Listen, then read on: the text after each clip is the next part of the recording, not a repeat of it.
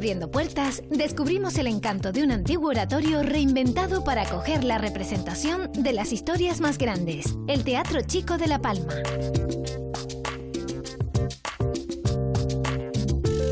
Nos acercamos hasta el municipio tinerfeño de Güímar para visitar la parroquia de San Pedro, el punto de partida de una de las romerías más antiguas del archipiélago, la Bajada de la Virgen del Socorro. Y les llevamos hasta un lugar que el amor convirtió en homenaje, una historia romántica convertida en un palacio lleno de belleza y encanto que en la actualidad se abre a los nuevos tiempos, el Palacete Rodríguez Quegles en Las Palmas de Gran Canaria. Es un teatro que tiene todo, pero en miniatura. Y bueno, luego también su historia, ¿no? Sin duda. Entiendo que es por el tamaño, pero ¿por qué es el Teatro Chico? Bueno, aparte del tamaño, desde luego es por comparativa hacia el Teatro Circo de Marte, ¿no?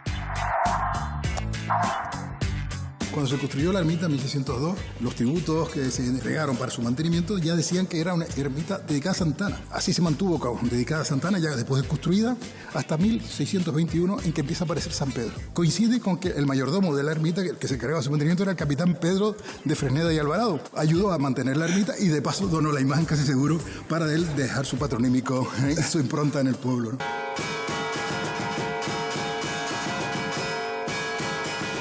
Campana y tambor, ¿por qué tocan juntos? Bueno, siempre se ha tocado así porque le da otro tono. Empecé el año pasado a cogerlas, pero primero siempre se empieza por lo básico, por el tambor, que es lo más fácil. Ajá. El edificio tenía muchísimos problemas, muchísimas patologías y necesitaba... ¿Tan herido estaba el edificio? Sí. O sea, no solo era lo que se veía, sino también la estructura. El edificio estaba prácticamente en un colapso técnico y hubo que intervenir en el refuerzo de la estructura, se reforzó la cimentación, se reforzaron las cubiertas, se tuvo que traer el edificio a su sitio porque se había desplazado. Aquí había pianos, aquí había instrumentos musicales, aquí había más gente de lo normal, con lo cual eso evidentemente afectó a que el edificio se fuese deteriorando estructuralmente.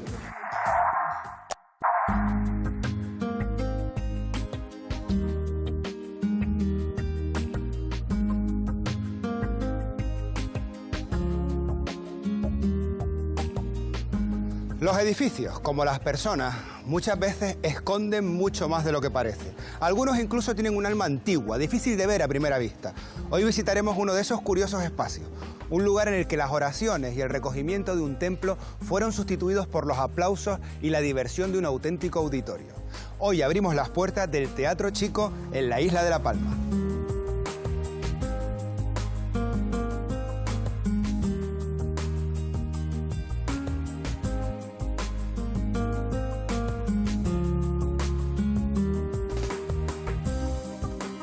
El Teatro Chico tiene mucha historia y si alguien la conoce es Víctor Hernández Correa, técnico de Patrimonio Histórico del Ayuntamiento de Santa Cruz de La Palma.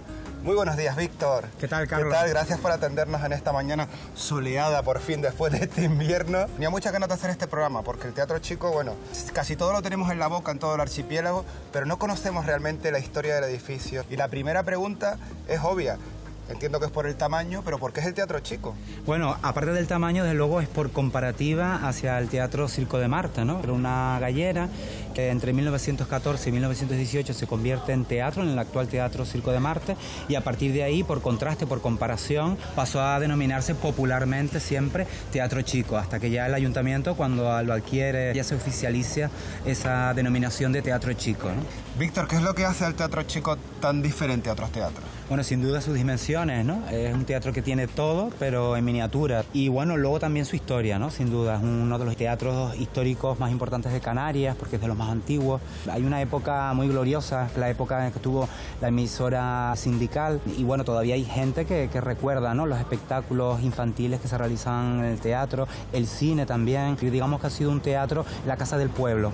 ¿Qué fue antes de ser un teatro? Fue el oratorio del antiguo Hospital de Dolores, fundado en 1514. Vamos a verlo por dentro, ¿te parece, Víctor? Venga, vamos. Venga.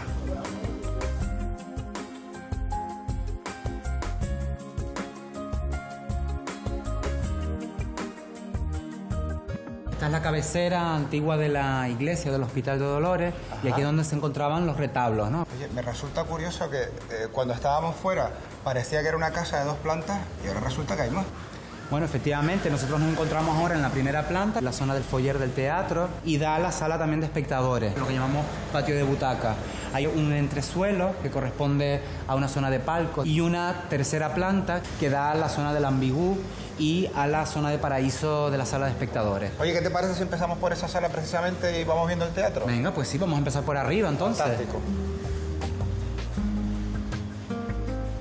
Víctor, esta es la tercera planta del teatro y empiezo a ver ya vestigios del antiguo edificio, ¿no? Sí, efectivamente, esto es el arco toral de una iglesia, que es el que separa la capilla mayor, donde tienen lugar los oficios del presbítero, de la zona de la nave, que es donde se encuentra, pues digamos, el pueblo, por así decirlo, asistiendo a los distintos oficios. ¿Y el hospital qué sería? ¿Esto que tenemos a este lado? Efectivamente, bueno, justamente aquí, esta pared linda con el antiguo sala de enfermos masculinos. Aquí había una ventana desde donde los enfermos encamados podían asistir a los oficios, ¿no? ¿Y podríamos verlo, ese edificio? Claro, vamos a verlo. Venga.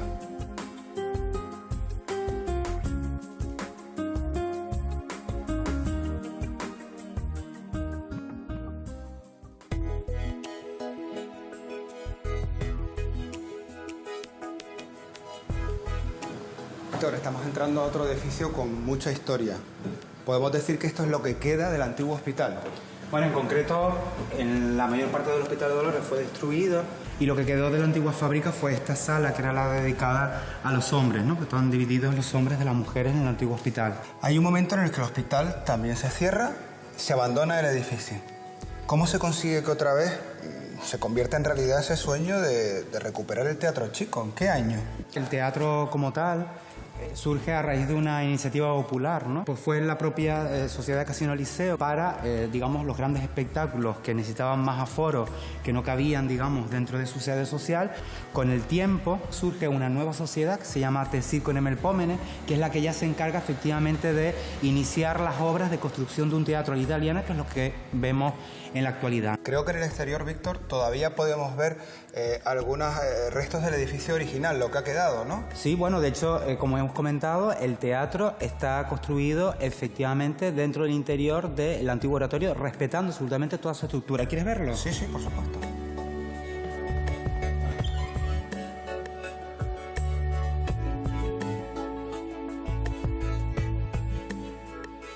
Así que, Víctor, esto es lo que queda del edificio original. Bueno, desde aquí podemos ver perfectamente la antigua capilla mayor, que sobresale ligeramente de la nave, que corresponde con el vestíbulo actual o el foyer del teatro, esa entrada por la calle Díaz Pimienta. Toda la estructura de la nave, que está más larga, que está siempre por debajo de la capilla mayor, que corresponde pues, a todo lo que es la sala de espectadores y el escenario teatral, ¿no? Por más que me fijo, es difícil pensar que esto antes fuera una capilla o un sitio religioso.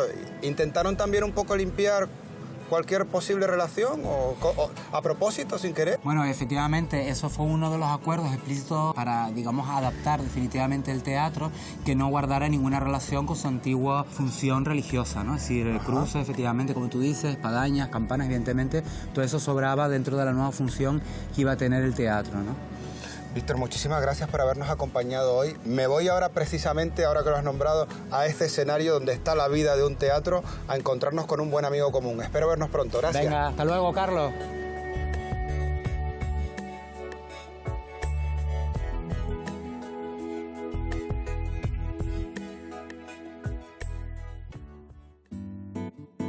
Venimos de recorrer el espacio donde estaba la Escuela de Teatro de Santa Cruz de la Palma y su director, su encargado, quien la puso en marcha, va a ser nuestro cicerone perfecto en esto que es el corazón del Teatro Chico, Antonio Abdo. Hombre, Carlos, buenos me alegro días. de verte. Gracias por Bienvenido. atendernos.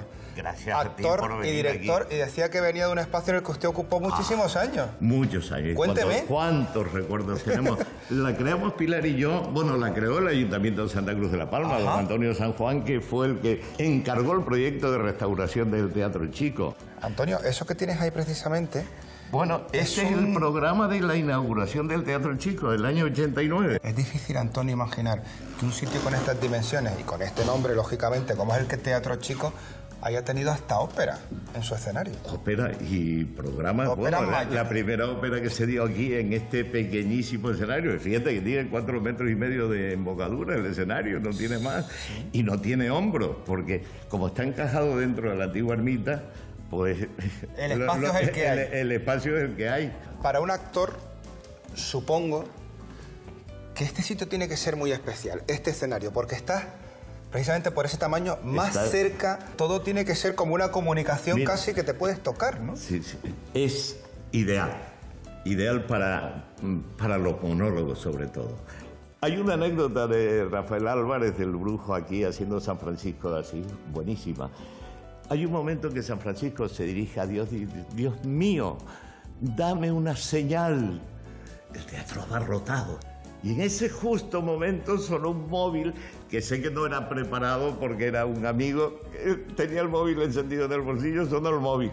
La reacción de Rafael Álvarez, tiene tabla, fue inmediata. Señor, te mando que me mandes un mensaje cara a cara, no a través de un móvil. ¡Ah, qué bueno! El teatro se vino abajo.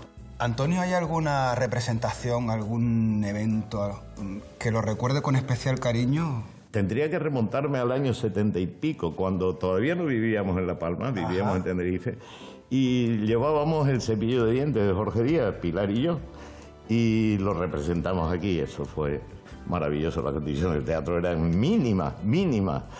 Se nos llenó la sala, por supuesto, y fue una experiencia... ¿Llenar la sala en el teatro, chicos? ¿Cuántas personas? Con esos palcos son 260 aproximadamente. Y después, cuando llegamos aquí, se creó la escuela y nos dicen que se iba a restaurar ese teatro chico donde habíamos actuado. Eso fue una gozada, porque claro, era el teatro de la escuela. Era el lugar donde veníamos a ensayar. Antonio, a lo largo de nuestra charla me has nombrado a Pilar varias veces. ¿Pero quién es Pilar? ¿Pilar? ¿Es Pilar? ¿Quién va a ser Pilar? Pilar Rey, mi mujer. Ajá. Está ahí arriba. Pues creo que a ella también le une un vínculo muy especial con este teatro, ¿no? Pues claro, ella trabajó aquí durante años en la emisora que estuvo instalada aquí, en La Voz de la Isla de La Palma, y gracias a que ella trabajó, que entró en la radio aquí, nos conocimos. No me cuentes más, Antonio, no me cuentes más. Que si encima hay una historia de amor detrás, quiero que me lo cuente ella de primera mano. Y no te vayas, porque igual luego es posible que te metan un pequeño compromiso. Espérame aquí.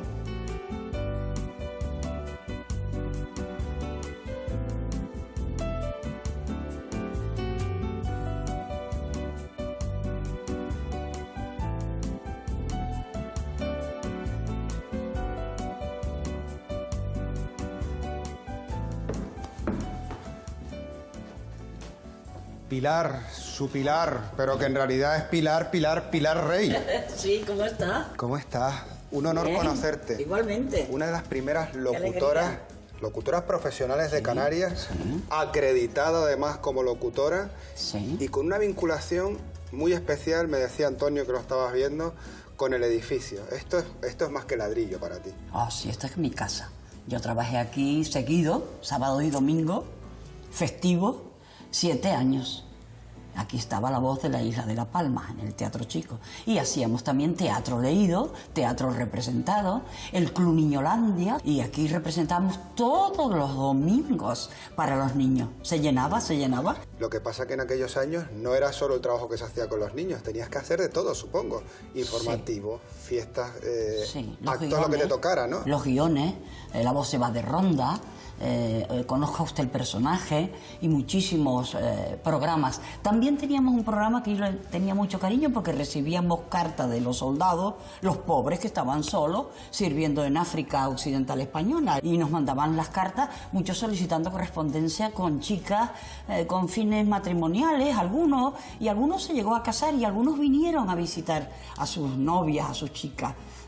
Claro que eran otros tiempos, no había televisión, solamente la radio, y la radio era muy poderosa. Estamos hablando de los años 60. Sí, me gustaba tanto la radio, y además teníamos la ventaja... Te gustaba tanto que al principio lo hacía gratis, incluso, que al principio... Un montón de años. Más de 3 años, Un montón de años, yo siempre consideré que era un aprendizaje, que era una escuela, que yo pagaba para aprender, para ir a la escuela, ¿no? Pero trabajé. Y entonces, al tener la emisora, el auditorio dentro, que era un lujo de emisora, teníamos los festivales los domingos. Pilar, tengo que pedirte que me acompañes porque he dejado a Antonio esperando abajo. para poderlas ver otra vez juntos, aunque sea un poquito, Muy bien. en el escenario del Teatro Chico. ¿Te atreves? Estupendo, mucho, claro. Pues venga, Encantada. vamos juntos. Vamos.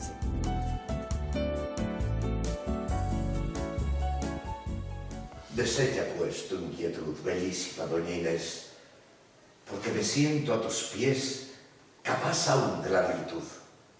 Sí, iré mi orgullo a mostrar ante el buen comendador, y o habrá de darme tu amor, o me tendrá que matar. Don Juan de mi corazón. Silencio. ¿Habéis escuchado? ¿Qué? Sí, una barca ha atracado debajo de ese balcón. Un hombre embosado de ella salta. ¡Brígida! Al momento pasar a ese otro aposento y perdonad. Inés Bella, si solo te importa estar. ¿Tardarás? Poco ha de ser. A mi padre hemos de ver. Sí, en cuanto empiece a clarear. Adiós. Adiós.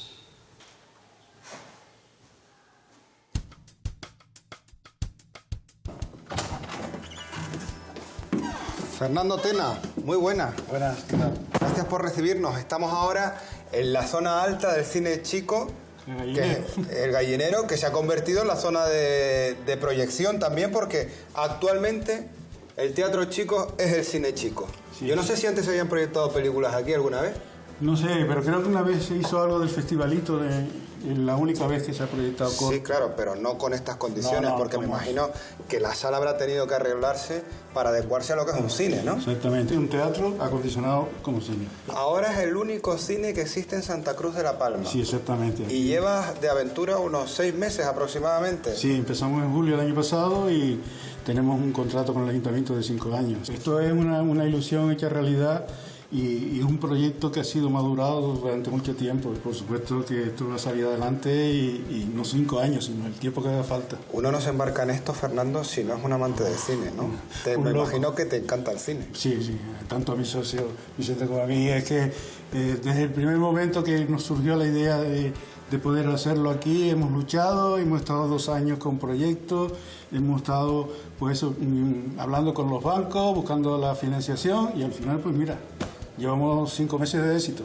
Fernando, te deseo todo el éxito del mundo en esta aventura y lo que sí te voy a pedir, si no te importa, hace tanto que no voy al cine, ¿te importa que me quede la proyección, ya que veo que está entrando gente y todo? ¿Puedo relajarme después de visitar hoy el Teatro Cine Chico hoy? Sí, sí, por supuesto que sí, estás invitado. Muchísimas gracias. Te sigo.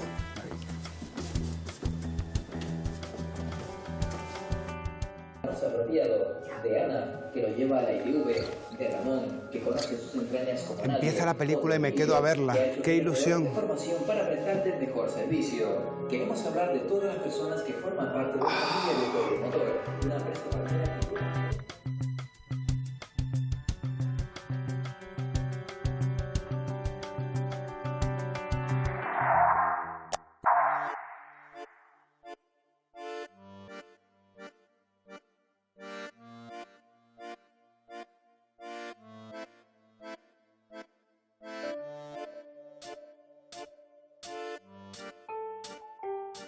Cada año más de 50.000 personas se dan cita en la que es considerada una de las romerías más antiguas de todo el archipiélago, la Romería del Socorro en Güímar, en la isla de Tenerife.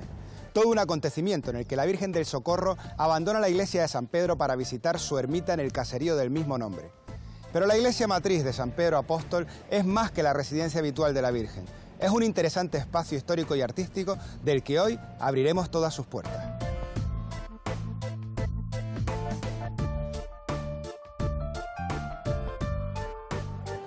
Vengo al encuentro del cronista oficial de Güímar, don Octavio Rodríguez.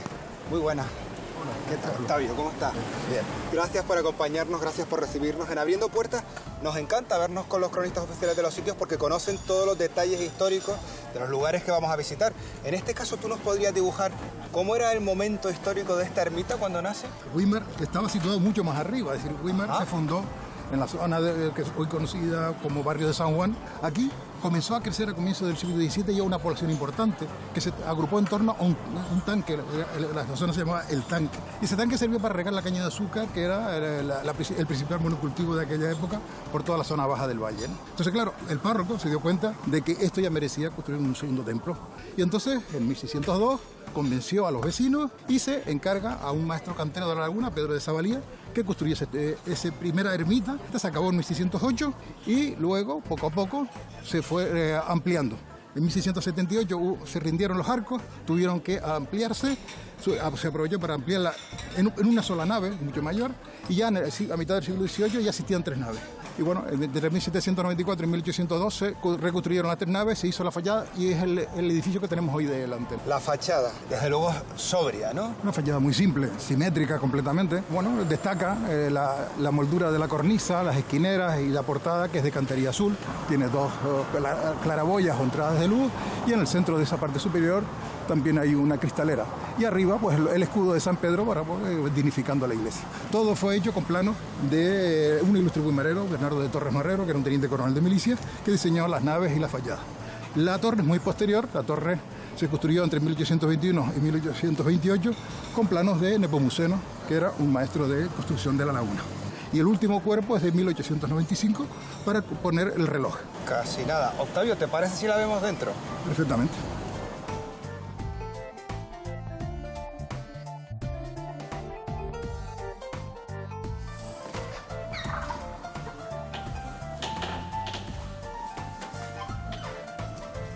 Octavio, ¿siempre estuvo la parroquia, la iglesia dedicada a San Pedro? Cuando se construyó la ermita en 1602, los tributos que se entregaron para su mantenimiento ya decían que era una ermita dedicada a Santa Ana. Así se mantuvo, dedicada a Santa Ana, ya después de construida, hasta 1621, en que empieza a aparecer San Pedro. Coincide con que el mayordomo de la ermita, que se encargaba de su mantenimiento, era el capitán Pedro de Fresneda y Alvarado. Ayudó a mantener la ermita y de paso donó la imagen, casi seguro, para él dejar su patronímico y su impronta en el pueblo, ¿no? Dicen que está Weimar lleno de Pedro y de Socorro, pero sí. ¿Quién es esa Virgen? Esa es la Virgen de los Remedios. Virgen de los Remedios que aparece cuando desaparece Santa Ana. Es decir, en el primer inventario de 1626 estaba Santa Ana y San Pedro. 3 años más tarde en el inventario ya no aparece Santa Ana, sino aparece San Pedro y la Virgen de los Remedios.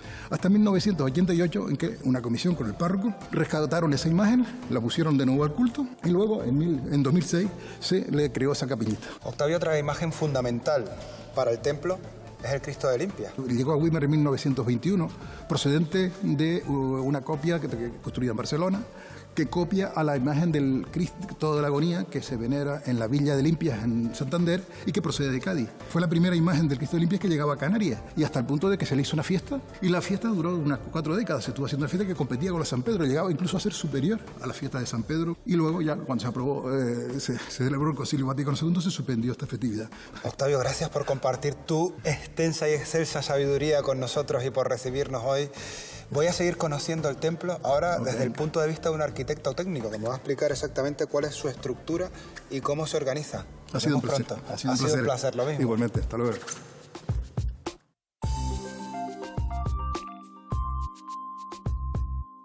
Voy a encontrarme con Genaro Delgado, él es arquitecto técnico y nos va a explicar exactamente la estructura de esta iglesia. Muy buenos días, Genaro, ¿cómo estás? Gracias por atendernos. Bien, gracias. Estamos en el coro, ¿no? Sí, señor. Coro precioso también, que se ve que ha sido también remodelado, pero curiosamente los coros, que en un momento se situaban aquí detrás de las iglesias, pero que hoy casi ya ni se usan, ¿no? Sí, es una cosa que se diseñó para albergar lo que es el coro, ¿no? Pero hoy en día, pues la verdad que pues, está bastante en desuso, ¿no? Coros, los púlpitos, pues sí, son el paso de los tiempos y el cambio de la liturgia, ¿no? Sí, sí. Genaro, tienes en la mano unos planos que, bueno, han sido para ti y para tu mujer, que también es arquitecto técnico, un trabajo ímprobo, ¿no? Porque es sacar algo que no existía, que es el plano exacto, incluso con medidas, estructuras de la piedra, de los pilares, de... Bueno, imagino que esto es una labor Sí, bueno, es un trabajo, planos en planta que hemos realizado con mucho cariño. Y bueno, reflejan la realidad bastante exacta de lo que es la iglesia, ¿no? ¿Cómo está distribuida esta iglesia? ¿Qué forma tiene? Cuéntanos. Bueno, pues esta iglesia es una cruz latina, ¿no? Está formada por un brazo central y después tiene otro brazo que cruza, formando lo que es la cruz latina, que se llama cruz latina porque, bueno, tiene la forma de la cruz de Nuestro Señor, ¿no? Y una iglesia que sigue adaptándose con el paso del tiempo para que se pueda aprovechar por la gente de la parroquia, ¿no? Estos espacios, por ejemplo, me decías que tienen intención de actualizarse también y darle otros usos. Sí, bueno, este espacio, por ejemplo, de aquí se utilizaba como teatrillo, e incluso había unas escalinatas que comunicaban con la torre. Estamos hablando en nuestra posición de la parte izquierda. La parte izquierda. Y entonces la idea es ahora habilitar aquí una sala como de exposición. La idea es poner un montón de patrimonio que hay de don Domingo Pérez Cáceres, y después esta sala de aquí se utiliza, es la sala de la cripta. Esta zona es la sala de la cripta, que es una labor social que también hace la iglesia, ¿no?, para el pueblo. Y después de aquí hacia atrás también existe la casa parroquial y también una zona que está destinada a Cáritas. Genaro, y cada parte de la iglesia tiene su nombre, está perfectamente dividida y además en Weimar no hay que confundirse con las zonas ni con los nombres, ¿no? No, eso es curioso, ¿no? Las tres naves tienen su nombre. La nave central, la nave del Santísimo, y aquella es la nave del Socorro. Digamos, Weimar no existe sin el Socorro. Para todos los weimareros el Socorro es fundamental. El Socorro y San Pedro, que son imágenes a las que la gente tiene mucha devoción, sí, ¿no? Muchísima devoción, sí. Bueno, pues yo creo que me voy a acercar precisamente a esas imágenes porque el párroco me va a explicar toda esa devoción que arrastran estas imágenes. Don Pedro la vive y posiblemente a veces también la sufre. O sea que... Genaro, muchísimas gracias por habernos acompañado. Muy bien, hasta gracias, pronto. Vale.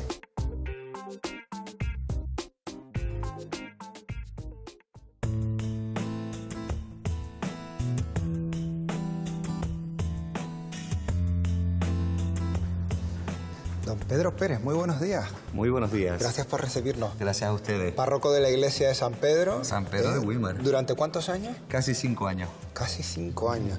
Me comentaba Genaro, que vengo a hablar con él, que hay una tremenda devoción por la Virgen del Socorro y por este San Pedro. Exactamente, por la Virgen del Socorro, sobre todo en septiembre, y el mes de junio, el mes de San Pedro. Creo que no recuerdo un San Pedro vestido tan elegantemente. Esa ropa tiene su historia, ¿no?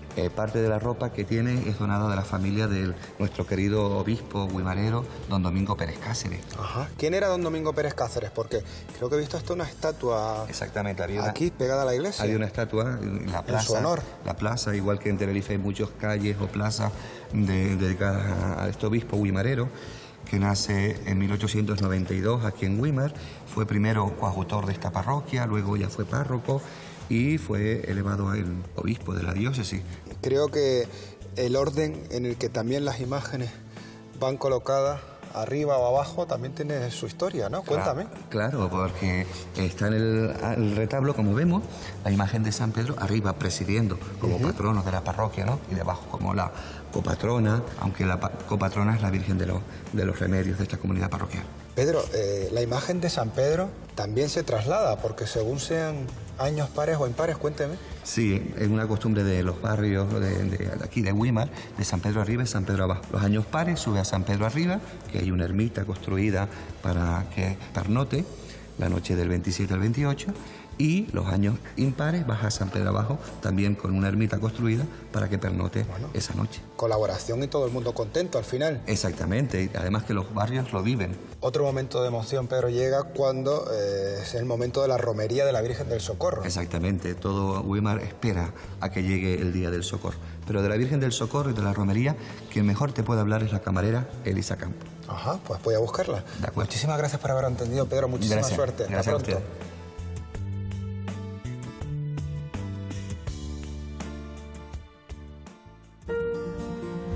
Elisa Campos, muy buenos días. Hola, ¿qué tal? Gracias por atendernos. Nada, por favor. Estabas atenta a ese trabajo, esa pintura de López Ruiz, la has restaurado, ¿no? Sí, restauré esta pintura hace unos 10 años aproximadamente. Una combinación que creo que me he encontrado pocas veces, que es camarera de la Virgen y al mismo tiempo restauradora. Sí, desde luego, con la restauración de la imagen de la Virgen del Socorro. Por la devoción, como todos los wimareros que te encargan el trabajo de la restauración de la Virgen, pues no deja de ser una gran responsabilidad. Desde luego. La imagen de la Virgen, que vamos a hablar dentro de un momentito, pero sí que están esos techos que tú también fuiste la encargada de restaurar, ¿no? Sí, en el año 2002 el Cabildo decide acometer la restauración de los murales del presbiterio de la iglesia de Weimar. El techo consta de 8 lienzos trapezoidales. 4 de ellos relatan momentos de la vida de San Pedro. Son lienzos, Elisa. Me imagino que trabajo todavía más complicado, ¿no? Esos lienzos se tuvieron que desmontar del techo. Estaban con tachas de tapicero muy mal colocados, abombados, con mucho escombro detrás que había caído del techo. Se tuvieron que desmontar y restaurarlos abajo. Elisa, ¿qué hace la camarera de la Virgen? Bueno, la función de la camarera yo la entiendo como cuidar la imagen, cuidar de ella en todo momento, tanto cuando está en la iglesia como en sus traslados, en la romería. Elisa, ¿y cómo reaccionas cuando te piden que unas tu trabajo de restauración pues, con la devoción que tienes por la Virgen? Porque hay un momento que tienes que restaurarla. Bueno, lo primero te pones nerviosa porque es enfrentarte a una imagen, es una responsabilidad para mí. Pero bueno, al final con todo ese amor y ese respeto acometes la restauración. Y también me llevó a conocer cosas que yo no conocía de esta imagen. Bueno, pues nos damos cuenta que la mano derecha de la imagen no es la original, o sea, no es la misma que la izquierda. La mano original se conserva, está guardada en la parroquia. ¿Por qué se la cambiaron? Observando la mano original vemos que no puede sostener la candela, por eso se le cambió. Una imagen que por su tamaño despierta devoción, tremenda devoción. Y quiero decir, es pequeñita, pero no es como esas imágenes que estamos acostumbrados, ¿no? Que tengan tantos y tantos miles de seguidores. Tienes razón, mide 85 centímetros. Pero es una imagen muy bonita. Si miras al rostro, verás, es muy seria, pero muy dulce, parece que te transmite algo. Y sorprendentemente, la gente que no es de Güímar, cuando viene una vez a su romería y la ve, suelen engancharse, porque es una imagen y una fiesta que engancha. Elisa, enhorabuena por ese trabajo realizado en todo el templo, en algunas de sus imágenes y sobre todo en la Virgen. Fantástico. Espero verla, y espero verla en romería, para sentir ese fervor. Pues ahí nos veremos en la romería y seguramente volverá. Hasta pronto. Hasta pronto.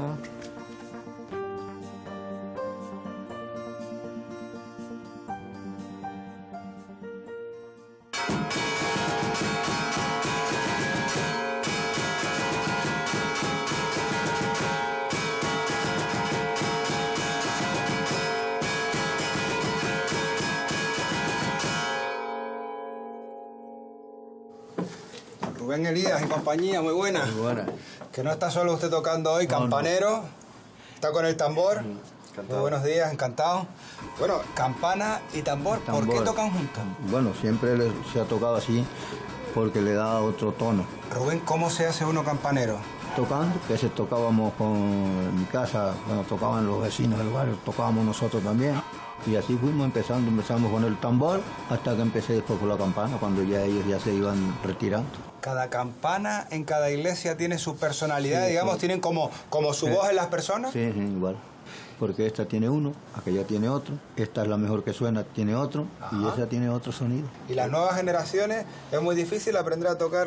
¿Ya has conseguido alguna vez tú tomar las cuerdas, digamos? Empecé el año pasado a cogerlas, pero primero siempre se empieza por lo básico, por el tambor, que es lo más fácil. Ajá. O sea, el tambor es, digamos, el paso inicial para poder uno aprender a tocar las campanas. Sí, señor. Yo lo obligué a tocarla, porque ellos no querían meterse. Yo tengo 3 o 4 ya que lo tocan. Pero claro, si no se pasa el testigo, se pierde la profesión, ¿no? Se pierde.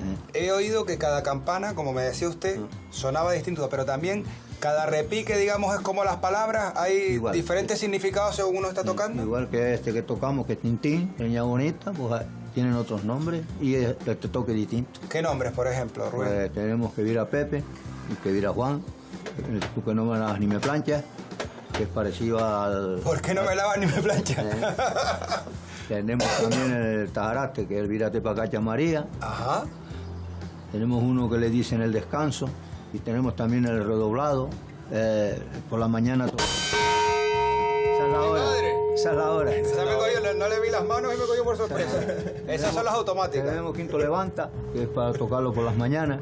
Y son nombres también que inventó la tradición. Sí, se han ido inventando algunos. Ajá. Pues me decía usted Tajaraste, yo creo que el Tajaraste es perfecto para decirles a ustedes adiós en esta ocasión con repique de campanas. Así que yo me quedo viéndoles y aprendiendo. Me quito un poquito de en medio y les escucho cuando ustedes quieran.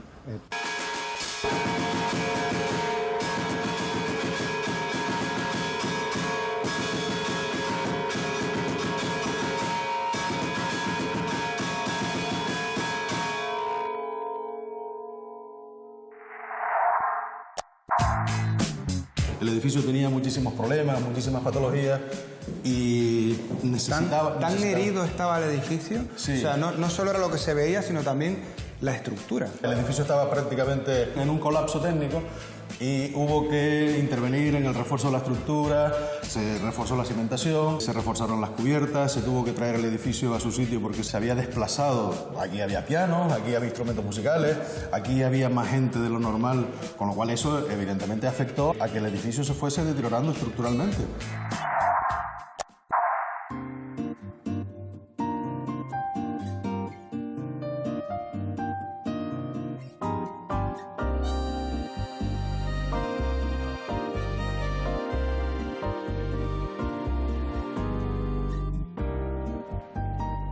El orgullo, el temor o el poder han sido durante siglos las razones que levantaron algunos de los edificios más espectaculares de la historia. Pero hay otro motivo aún más poderoso, el amor.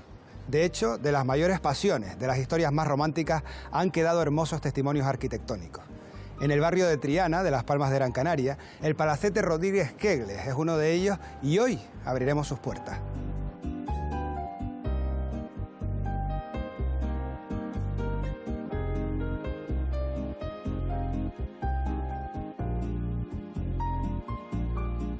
Vengo al encuentro de Laura García, ella es historiadora del arte y vamos a desvelar los secretos de este preciosísimo palacete. Hola, muy buenos días, ¿cómo estás? Muy bien. Gracias por acompañarnos, Laura. Gracias. ¿De qué año es la casa? Pues mira, esto es de finales del siglo XIX, o sea, Ajá. estamos hablando de casi 1900. Una casa original en la zona porque tiene su espacio propio, ¿no? Eso es, sí, además es un caso muy excepcional porque no estamos acostumbrados en esta ciudad a tener muchos edificios así, de carácter exento. Toda la familia le llamaba el jardín, Ajá. porque todo lo que circundaba esta parcela era un jardín. La casa en su fachada suma como varios estilos. ¿Podríamos definir alguno concretamente o...? Precisamente por esa suma de estilos es el estilo conocido como estilo ecléctico. Fíjate que responde a unos valores muy tradicionales, por una parte, muy solemnes. Tiene ese gran basamento de piedra local, pero luego tiene elementos como este pórtico con columnas o esos triglifos y metopas. Todo ese juego decorativo que no escatima en nada, que es como extraído de la antigüedad clásica, pero también elementos que son muy repetidos en épocas superiores como el Renacimiento o el Barroco. ¿Qué destacarías de la fachada, de sus valores artísticos? A pesar de la mezcla de estilos, fíjate que todo está muy en armonía y sobre todo creo que te destacaría ese torreón. Fíjate en esos dos leones alados que tenemos, esos fueron traídos de la Exposición Universal de París de 1900 y esto le da como un aire muy palaciego a todo el conjunto. Oye, ¿es posible que recuerde que en la parte alta había una especie de cúpula? Exacto. Este edificio no estaba coronado en origen. Cuando fue concebido en los planos del arquitecto original, de Mariano Belmaz, es tal como lo vemos ahora. Pero Fernando Navarro, que lo asume y lo ejecuta, que además va a diseñar la verja que rodea toda la finca, añade ese cuerpo superior, que es una cúpula de metal. Una cúpula que tenía unas claraboyas de colores y era muy vistoso. Pero esto tuvo que ser suprimido porque la estructura del edificio no soportaba el peso de esa cúpula de hierro. ¿Este color de la casa es el original? No, no es el original. La casa fue concebida en tonos grises. Gris claro y gris oscuro es lo que combinaban pues toda la parte de la estructura con el juego ornamental. ¿La vemos por dentro? En la casa el lujo ornamental nos inunda desde que entramos. Aquí en el zaguán tenemos los estucos venecianos, que son impresionantes y además con un carácter muy italiano, y esos frescos con angelotes que ya son como frescura y vamos, una casa con muchísima suntuosidad. Laura, pues abrimos las puertas de este palacete.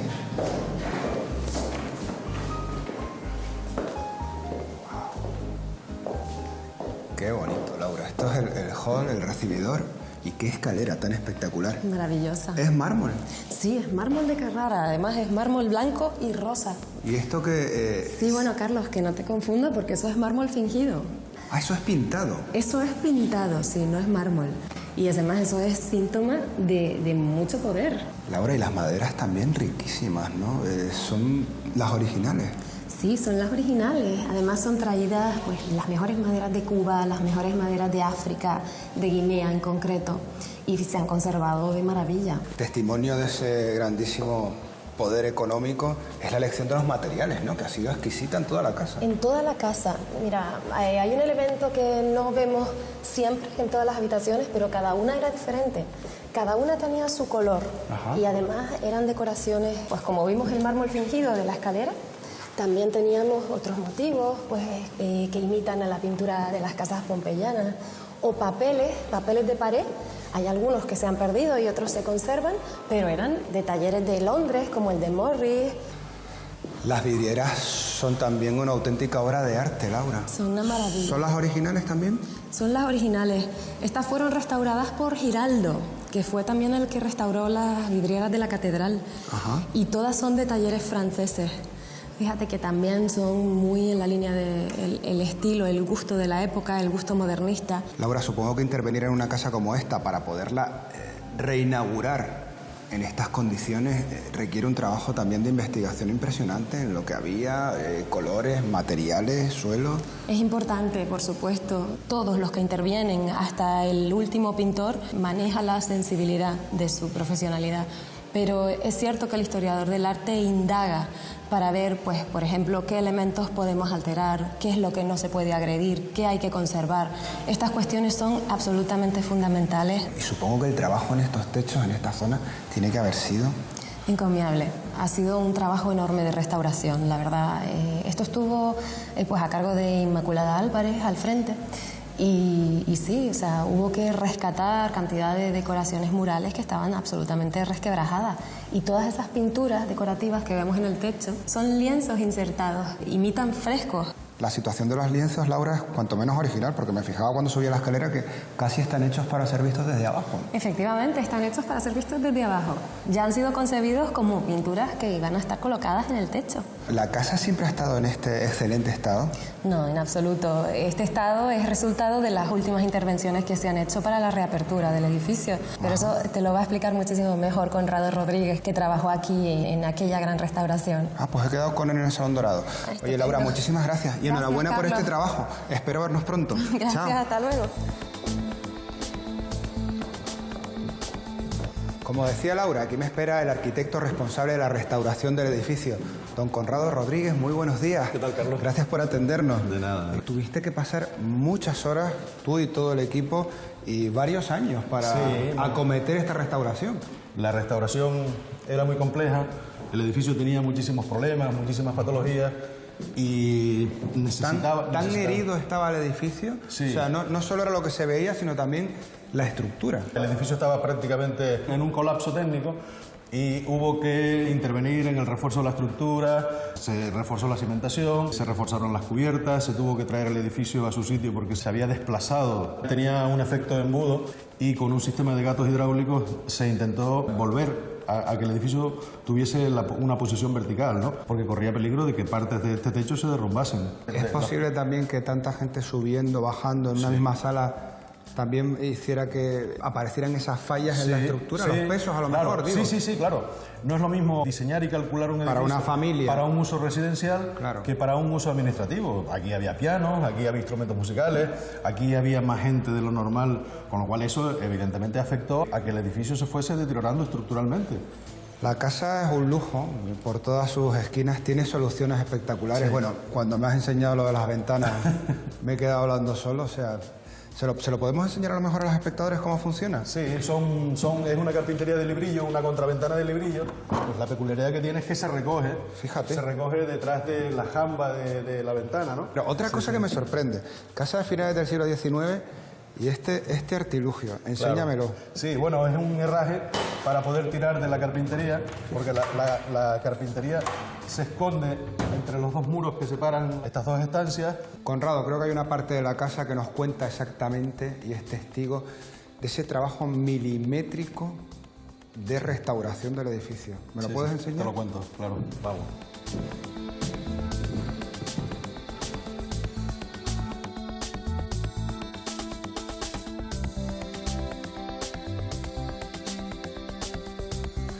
Esta parte de la casa es claramente distinta. Sí, es la parte de uso cotidiano, de uso doméstico del servicio y lógicamente no tiene la riqueza que tiene la parte principal de la casa. ¿Ahora dónde estaríamos? Bueno, estamos en el despacho privado de don Domingo Rodríguez Giles. Para nosotros descubrir esta habitación fue algo muy espectacular, ¿no? Lo que vemos ahora antes estaba cubierto por un falso techo y no se veía. Y casualmente, un operario picando ese falso techo, pues descubrimos que debajo estaba esta pintura mural, ¿no? Estaba muy deteriorada y decidimos entre el equipo de restauración y yo recuperarlo en su totalidad. Toda esa pintura que ves, lo que se hizo fue a través de un sistema de golpeo arrancar toda esa pintura, llevarla al papel y una vez en el papel se bajó y se colocó en un soporte de madera de chapa marina, se restauró cómodamente en el suelo y luego se volvió a subir y hoy tenemos pues justo la imagen que vemos, ¿no? Parece bastante masónica. Sí, sí, es una carpa y una pintura mural del sol con simbología masónica, ¿no? Y si te fijas, en algunos sitios se notan perfectamente los cortes de la madera, las cuadrículas de cómo se volvió a reinsertar y además a reintegrar parte de esa pintura que había desaparecido pues con el corte, ¿no? Qué trabajo. Sí. Enhorabuena. Muchas gracias. Ha sido un placer poder visitar el palacete de tu mano y yo voy a seguir ahora porque tengo miembros de la familia que me van a contar pues casi el día a día, ¿no? Cómo se vivía y la historia también de esta casa construida al final, este palacete construido por amor. Hasta pronto. Muchísimas gracias.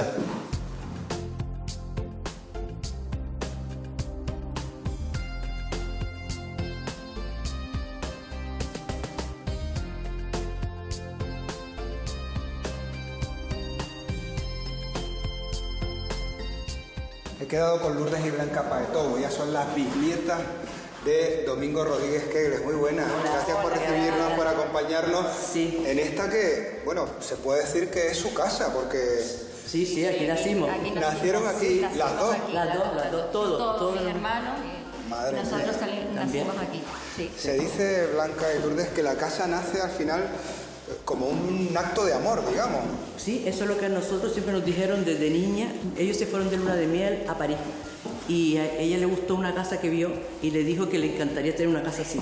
Y ella le dijo, pues cuando llegue a Canarias te prometo que te la voy a hacer, para que vivas como una reina. Para que vivas como una reina. Y entonces pues se empezó a construir la casa. Se empezó a construir la casa, creo que ella incluso le encantaba y tenía conocimientos de todo lo que era decoración, que para la época pues hay que ser ya una persona muy exquisita. Muy detallista y tenía bastante gusto y ella diseñó muchísimos muebles y muchísimo de la casa, intervino ella bastante en la decoración de la casa. Y esa casa que empieza un poco siendo una historia feliz, realmente al final ella, a pesar de ese esfuerzo, no la disfrutó tanto. No, la pena fue esa, que yo creo que más o menos 3-4 años fue lo que ella pudo vivir aquí. 3-4 años. Sí, porque ella murió con 33 años de un tifo y ya se quedó la casa, incluso le faltó poner muchos adornos. Parece ser que la casa siempre estuvo muy viva, ¿no? Muy activa.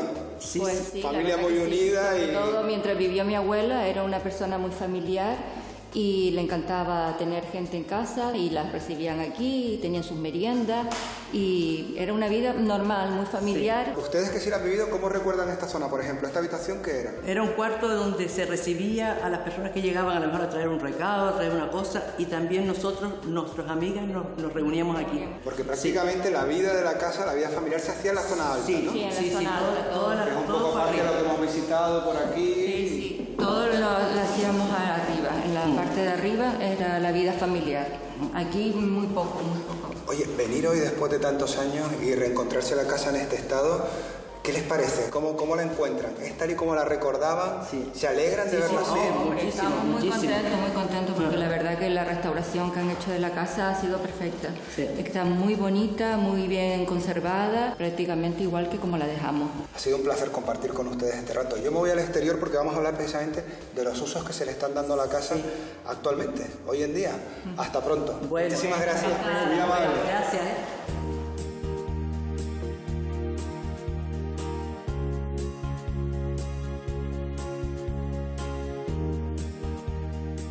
Luis Miranda y Miguel Ramírez son los encargados de devolver a la vida creativa al edificio. Muy buenos días. Gracias por acompañarnos, Miguel. Y Luis, director del Festival Internacional de Cine de Las Palmas de Gran Canaria y director de Creactiva. Porque el festival ahora, esta es su sede, su nueva sede, ¿no? Pero además realiza actividades dentro del edificio. Justo en el anexo, en el espacio, este espacio de cochera, como un espacio de exhibición para proyectar películas por la noche. Es un espacio que al mismo tiempo es callejero, cine de calle, y al mismo tiempo es un interior acogedor, ¿no? Miguel, ¿el proyecto Creactiva qué objetivos tiene?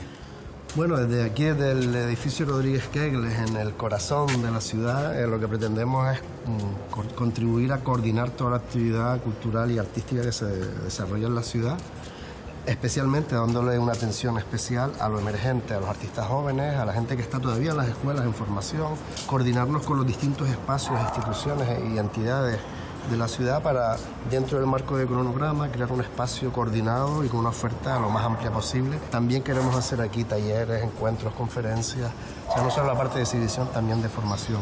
Y tendremos una programación estable aquí en el edificio cada semana, con cine, pero también con música, danza, artes escénicas, conferencias, exposiciones, etc. Pues parece que la elección del edificio es perfecto, porque reúne las condiciones para desarrollar todos esos, al final, objetivos, ¿no? Tanto del festival como de Creactiva. Sí, por el emplazamiento del edificio es ideal, dentro de lo que sería el centro cultural de la ciudad.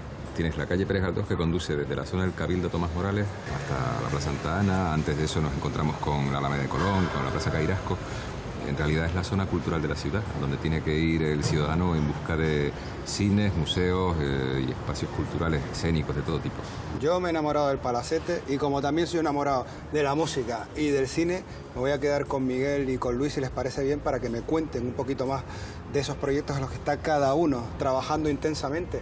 Y a ustedes les veo otro día, en otro edificio, con otras historias.